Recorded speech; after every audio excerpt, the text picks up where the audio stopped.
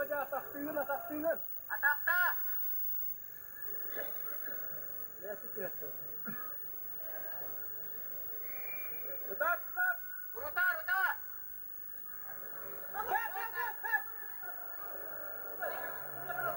Bravo. Ergin. Davakat. Ulan adamlar gitti mi?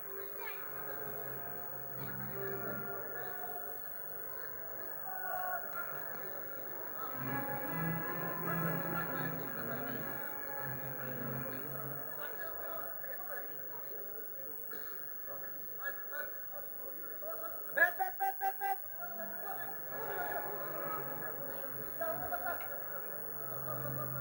Kıdak. Bet.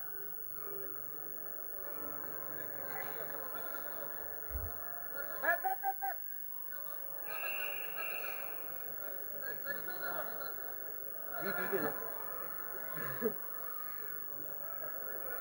Володя, рута в атакта. Atakan gitti bir tarafa. Allah. Tövbe. Demedim ben daha demedim. Tövbe. Sakin öldürtmedi. Basın öndekine. Tövbe kontrolü. Boynu silahını vur. Silahı tak ya. Silahı tak. Dikkat et sarı. Bata. Silahı koydu silahı. Direğine. Anlatıyor bana. Yok. Sen ne diyor? Anakını ne diyor? Ay duyuyor işte oradan ya. Ya takıyorsa o senden yakında. Ne de fail. Sen neydi istemiyor?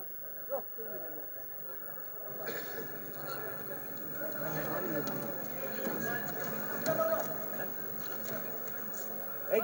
Girme.